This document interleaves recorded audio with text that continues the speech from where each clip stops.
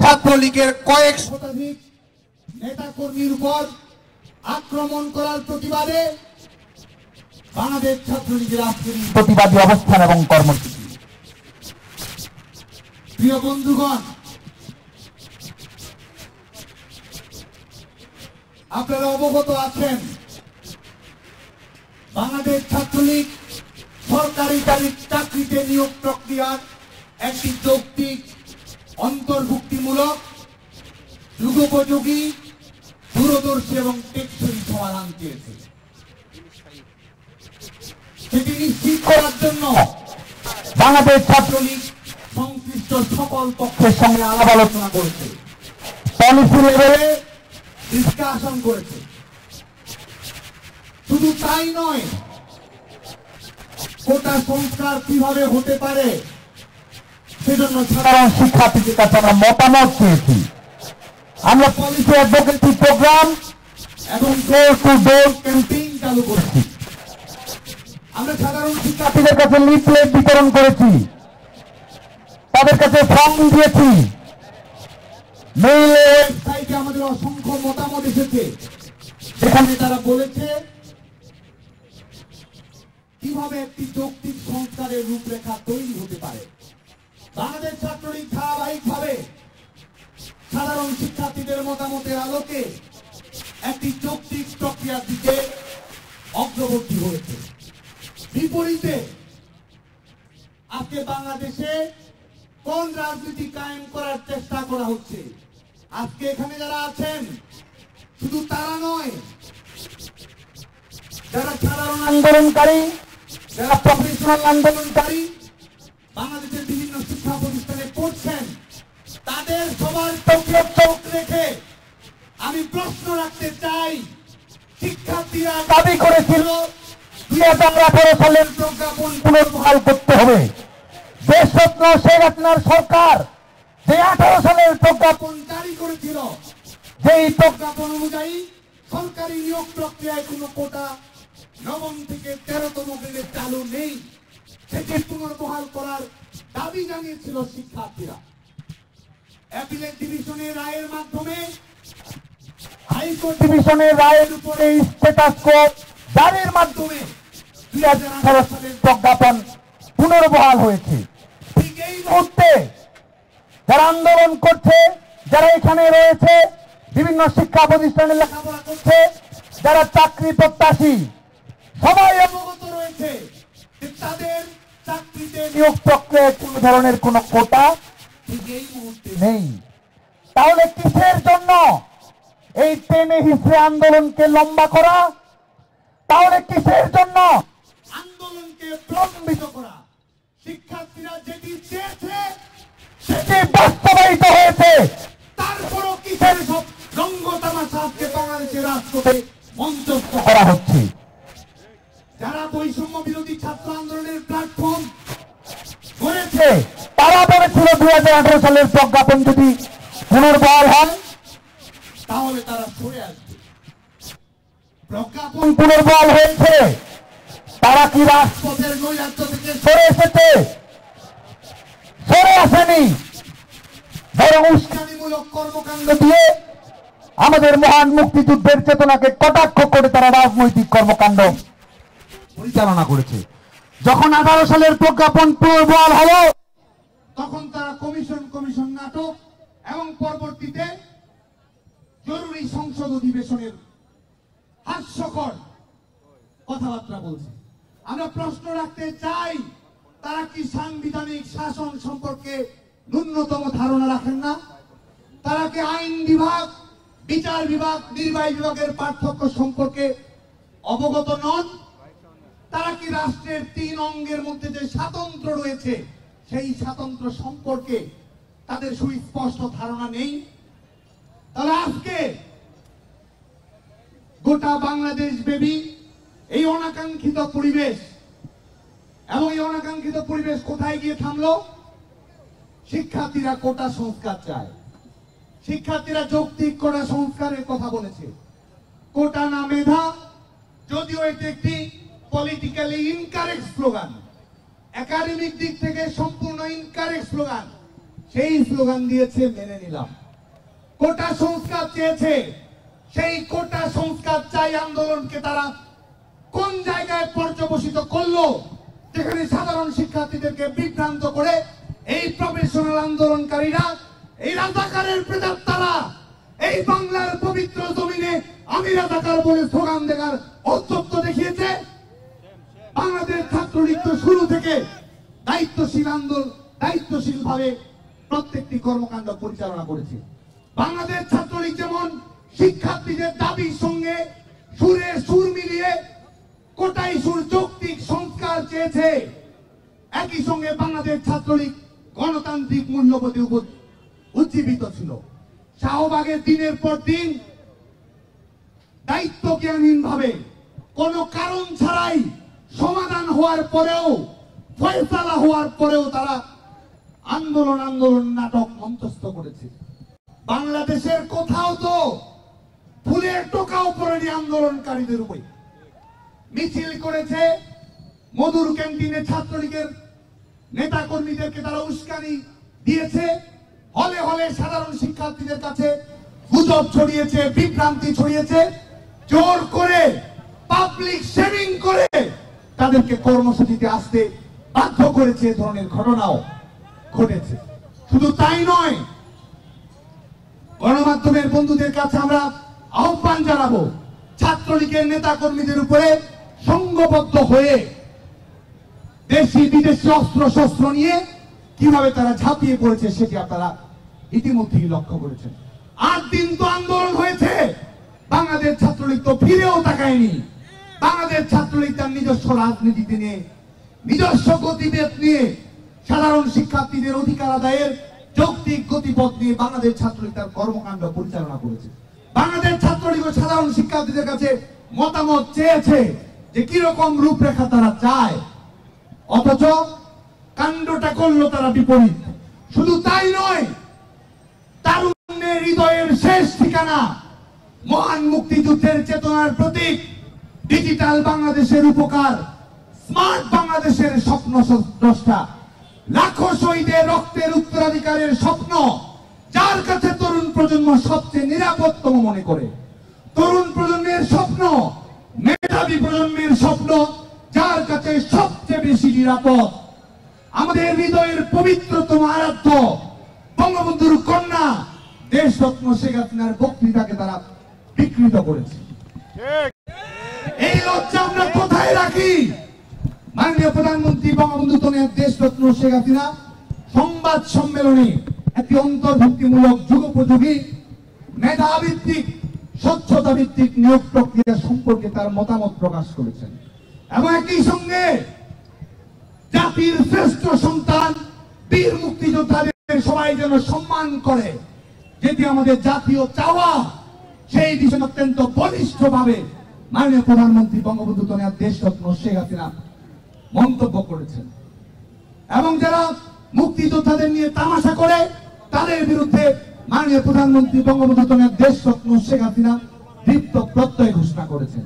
তিনি বলেছেন, মুক্তিযোদ্ধার কোটা যদি না থাকে, মুক্তিযোদ্ধার নাতিপুতিদের যদি কোটা না থাকে, তাহলে কি রাজাকারের নাতিপুতিদের কোটা থাকবে?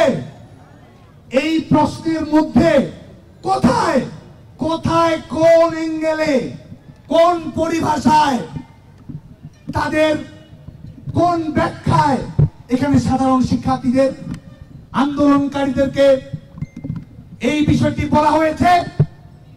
আমরা ধিক্কার জানাই মাননীয় প্রধানমন্ত্রী বঙ্গবন্ধু কন্যা দেশরত্ন শেখ হাসিনার বক্তৃতাকে, বিবৃতিকে যারা বিকৃত করে প্রচার করেছে। ছাত্রলীগের ইস্পাত লড়াই আপনারা ভুলে যাবেন না।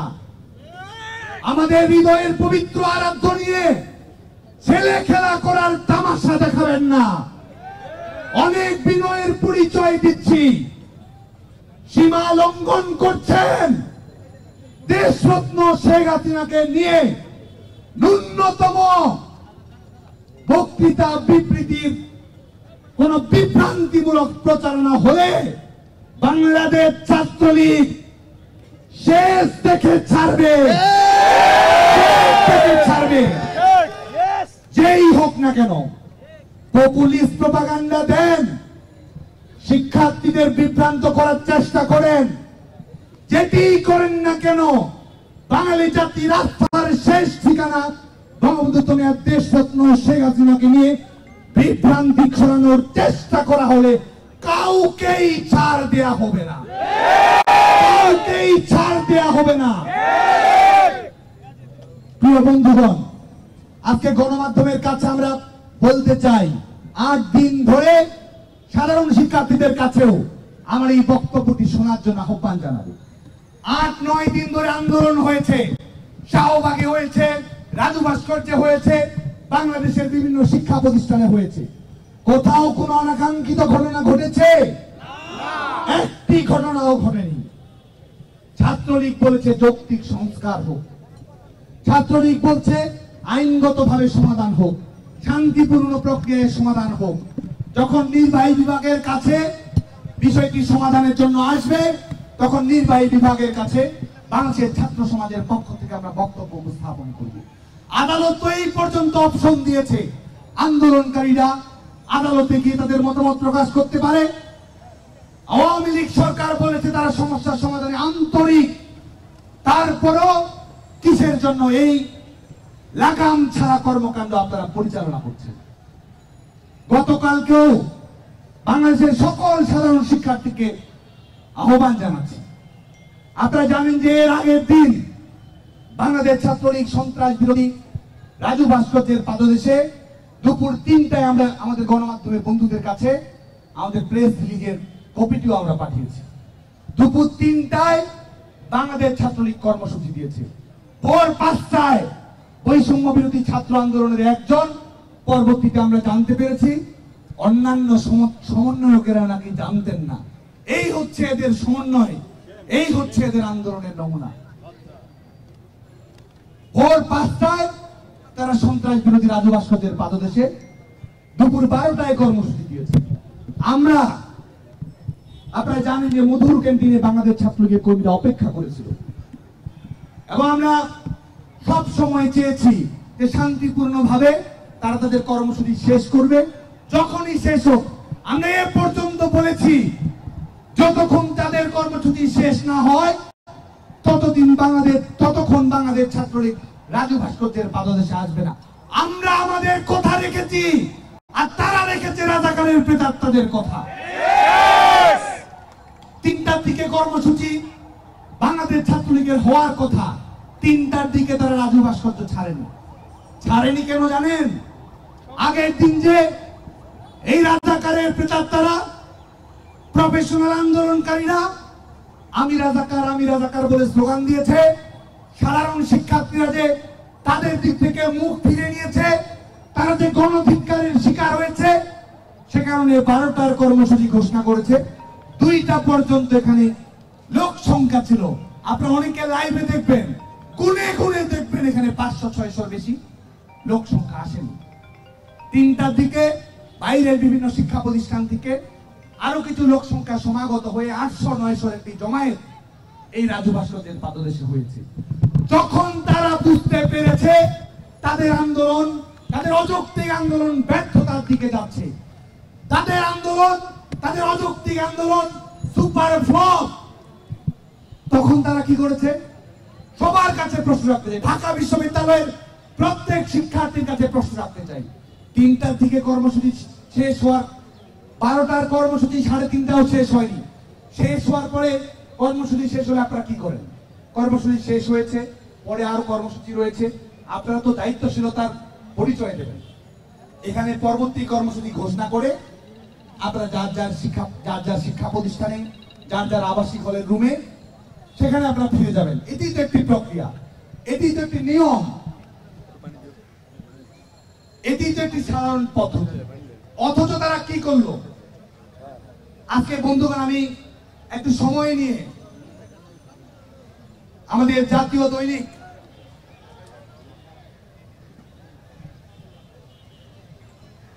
জাতীয় দৈনিক প্রথম আলোর রিপোর্টটি আজকে আপনাদের কাছে পড়ছি। কোন প্রক্রিয়ায় কোন প্রক্রিয়ায় ঘটনার সূত্রপাত হয়েছে এটি বাংলাদেশ ছাত্রলীগের কোনো মন্তব্য নেই। কি প্রক্রিয়ায় সূচিত হয়েছে আর কাদেরকে, যারা আক্রান্ত হয়েছে তাদেরকে হামলাকারী বানানো হচ্ছে বাংলাদেশে। আজকে গণমাধ্যমের সকল বন্ধুর কাছে চ্যালেঞ্জ নিয়ে বলছি, প্রথম আলো রিপোর্ট আজ সোমবার এই ঘটনার শুরু হয় দুপুরে বিজয় একাত্তর হলে। আন্দোলনকারী শিক্ষার্থীরা টিএসসিতে সমাবেশ করার পর বেলা 2:30টার দিকে তাদের একটি অংশ মিছিল নিয়ে হল পাড়ার দিকে যায়, অপর অংশ টিএসসিতে অবস্থান করে। এই প্রতিবেদক হল পাড়ায় যাওয়া মিছিলকে অনুসরণ করেন। জাতির জনক বঙ্গবন্ধু শেখ মুজিবুর রহমান হল প্রাঙ্গণে প্রবেশ করেন। হলের ভেতরের ফটকের সামনে গিয়ে তারা রিকশায় থাকা মাইকে বঙ্গবন্ধু হলের ভয় নাই, রাজপথ ছাড়ি নাই সহ নানা স্লোগান দিতে থাকেন। কয়েকজন হলের ভেতরের কক্ষে ঢুকে থাকা শিক্ষার্থীদের আনতে যান। মিনিট কয়েক পর মিছিলটি বের হয়ে আসে। এ সময় তারা বাধা দিলে বাঁচবে লড়াই সহ নানা স্লোগান দেন। বঙ্গবন্ধু হল থেকে বের হয়ে আন্দোলনকারীদের মাইক থেকে বলা হয় তারা খবর পেয়েছেন কয়েকজন আন্দোলনকারীকে মুক্তিযোদ্ধা জিয়াউর রহমান হলে আটকে রাখা হয়েছে। এরপর তারা প্রবেশ করেন জিয়াউর রহমান হলে। হলের সামনে গিয়ে তারা দালালদের কালো হাত ভেঙে দাও, গুড়িয়ে দাও সহ নানা স্লোগান দেন। আন্দোলনকারীদের কয়েকজন ভেতরে থাকা শিক্ষার্থীদের আনতে হলে প্রবেশ করেন। এই সময় বাইরে আন্দোলনকারীদের জমায়েত থেকে সন্ত্রাসীদের বিরুদ্ধে ডাইরেক্ট অ্যাকশন সহ নানা স্লোগান দেওয়া হয়। কিছুক্ষণের মধ্যেই আন্দোলনকারীদের মিছিলটি জিয়াউর রহমান হল থেকে বের হয়ে বিজয় একাত্তর হলের ফটকের দিকে যায়। মিছিলটি হলের ফটকে যাওয়ার পর মাইকে বলা হয় আন্দোলনকারীদের কয়েকজন বিজয় একাত্তর হল সংসদে আটকে রাখা হয়েছে। এক পর্যায়ে মাইকে শিক্ষার্থীদের 71 হলের ভেতরে ঢোকার আহ্বান জানানো হয়, বলা হয় সন্ত্রাসীদের ধরে নিয়ে আসুন। এক পর্যায়ে আন্দোলনকারীরা হলের বাগানে ঢুকে পড়েন। তারা নিচ থেকে ইট ও পাথরের টুকরা, ছেঁড়া জুতা প্রভৃতি হলের বিভিন্ন তলায় থাকা ছাত্রলীগের নেতাকর্মীদের লক্ষ্য করে ছুটতে থাকেন। এই তো ঘটনার প্রারম্ভিক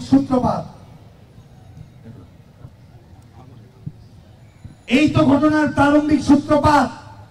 এখান থেকেই তো এই পরিবেশ এখানে তৈরি হয়েছে। শুধু তাই নয়, আপনারা জানেন যে ঢাকা বিশ্ববিদ্যালয়ের বিভিন্ন হলে বাংলাদেশ ছাত্রলীগের কর্মসূচিতে আসার জন্য সাধারণ শিক্ষার্থীদের নিয়ে আমাদের ছাত্রলীগের নেতাকর্মীরা ছিল। যেখানে যাকে যে অবস্থায় পেয়েছে সেখানে সে অবস্থায় ছাত্রলীগের নেতাকর্মীদের উপরে তারা আক্রমণ চালিয়েছে। দেশীয় অস্ত্র শস্ত্র নিয়ে তারা ঝাঁপিয়ে পড়েছে। আমি ওপেন চ্যালেঞ্জ দিয়ে বলতে পারি, ঢাকা বিশ্ববিদ্যালয়ের কয়েকটি হলে বাংলাদেশ ছাত্রলীগের নেতাকর্মী বিভিন্ন অধ্যয়নরত বিভাগের শিক্ষার্থীদেরকে তারা কক্ষ ভাঙচুর করেছে, রুম ভাঙচুর করেছে এবং সেখান থেকে ছাত্রলীগের নেতাকর্মীদের উপর তারা আক্রমণ পরিচালনা করেছে। শহীদুল্লাহ হলে আপনারা সবাই যান, বাংলাদেশের সকল গণমাধ্যমের বন্ধুদেরকে আহ্বান জানাবো ছাত্রলীগের নেতাকর্মীদের কক্ষ তারা কিভাবে ভাঙচুর করেছে। বাংলাদেশ ছাত্রলীগের পরও দায়িত্বশীলতার পরিচয় দিয়েছে, অনাকাঙ্ক্ষিত ঘটনা এড়াতে চেয়েছে, অপ্রীতিকর অবস্থা যেন না ঘটে সেই লক্ষ্যে আমরা সোচ্চার ছিলাম এবং একই সঙ্গে রাজাকারের প্রেতাত্মাদের রাজনৈতিকভাবে প্রতিরোধ করার জন্য আমরা ঐক্যবদ্ধ ছিলাম। আমরা সুস্পষ্টভাবে বলছি, এই প্ল্যাটফর্মে আর কোন সাধারণ শিক্ষার্থী নেই, এই প্ল্যাটফর্মে আর এই ইস্যু ভিত্তিক আন্দোলনকারী নেই। এই প্ল্যাটফর্মে যারা রয়েছে তারা আমি রাজাকারদের প্রেতাত্মা। এই প্ল্যাটফর্মে যারা রয়েছে তারা কোটা সমস্যার সমাধান চায় না, তারা প্রজন্মকে বিভ্রান্ত করে রাজাকারের রাজনীতি বাংলাদেশে পুনর্বাসন করতে চায়। সেই কারণেই আজকে বাংলাদেশের ছাত্র সমাজকে, বাংলাদেশের বিভিন্ন বিশ্ববিদ্যালয়ে অধ্যয়নরত প্রত্যেকটি শিক্ষার্থী বন্ধুকে আমরা আহ্বান জানাই, আপনারা সবাই শান্তিপূর্ণভাবে বিশ্ববিদ্যালয়ে কলেজে অবস্থান গ্রহণ করুন, লেখাপড়ার পরিবেশটি সুন্দরভাবে রাখার চেষ্টা করুন। এই মুহূর্তে কোনো কোটা নেই, তারপরও কিসের জন্য নেই নৈরাজ্য? আপনারা কোটা ইস্যুর জন্য সোচ্চার রয়েছেন আর অন্যরা রয়েছে আপনাদেরকে গিনিপিগ বানিয়ে তাদের রাজনৈতিক স্বার্থ হাসিল করার জন্য। আপনি লাইব্রেরিতে পড়ছেন, বিসিএস ও পিএসসির পরীক্ষা দিবেন, সেখানে একটি যৌক্তিক সংস্কার আপনারা চেয়েছেন।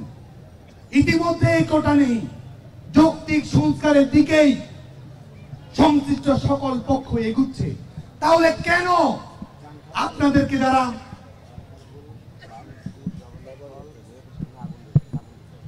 গিরিপিগ বানাতে চায়, কেন তাদের পাতা ফাঁদে আপনারা পা দেবেন?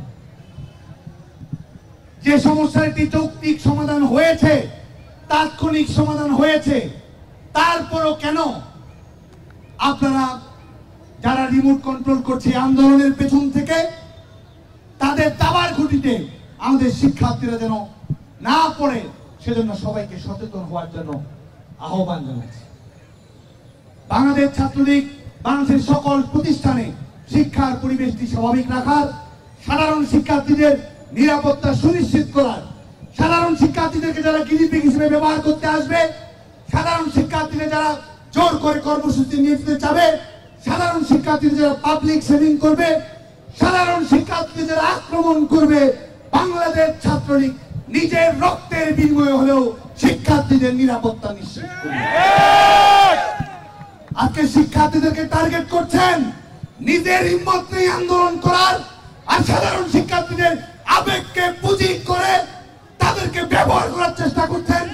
ছাত্রলীগ থাকতে শিক্ষার্থীদের ব্যবহার এই বাংলাদেশে করতে দেয়া হবে না। আর যারা বাড়াবাড়ি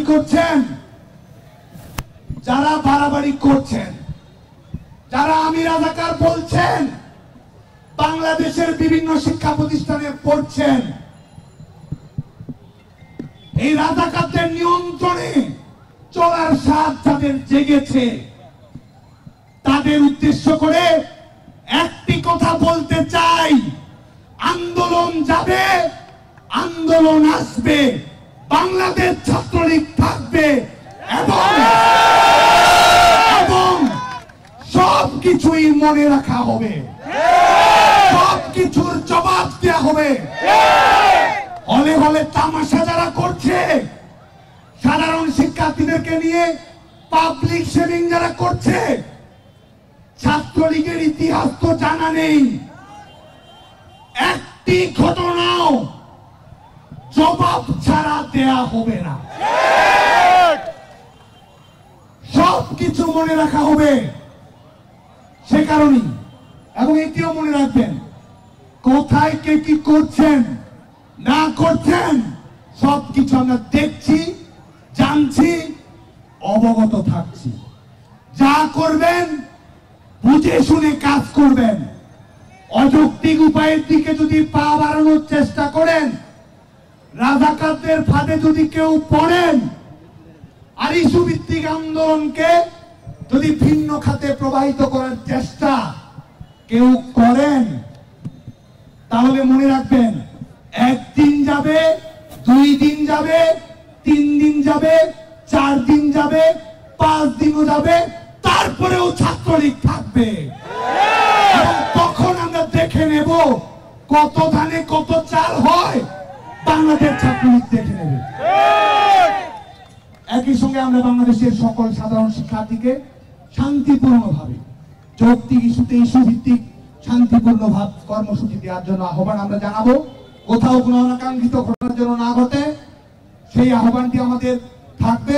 এবং শিক্ষার্থীদের যে যৌক্তিক চাওয়া পাওয়া, আমরা আবারও বলছি, বাংলাদেশের প্রত্যেক শিক্ষার্থীর কানে এটি আমরা পৌঁছে দিতে চাই। বাংলাদেশ ছাত্রলীগ যৌক্তিক সংস্কার চায়। যৌক্তিক সংস্কারের জন্য শিক্ষার্থীদেরকে আমরা সবচেয়ে গুরুত্বপূর্ণ মনে করেছি, সে কারণে তাদের মতামত চেয়েছি। তাদের মতামত আমরা সংশ্লিষ্ট সকল পক্ষের কাছে তুলে ধরব এবং তার আলোকেই বিচার বিভাগীয় পর্যবেক্ষণের পরে নির্বাহী বিভাগ, জনপ্রতিনিধিত্বমূলক সরকার, মুক্তিযুদ্ধের চেতনার সরকার, স্মার্ট বাংলাদেশের সরকার এবং সবচেয়ে বড় কথা তারুণ্যের সরকার, শেখ হাসিনা সরকার যে যৌক্তিক সিদ্ধান্ত দেবে, বাংলাদেশের ছাত্র সমাজ সেটি মেনে নেবে বলে আমরা দৃঢ়ভাবে বিশ্বাস করি। আজকে আমাদের এই আরেকটি বিষয় বলতে চাই যে আমাদের গতকালকেও আপনারা জানেন যে ছাত্রলীগের নেতা কর্মীদের উপরে কিভাবে পাশবিক দানবিক কর্মকাণ্ড পরিচালনা করা হয়েছে, আক্রমণ পরিচালনা করা হয়েছে। 5 শতাধিক ছাত্রলীগের নেতাকর্মী আজকে আহত হয়েছে, অনেকে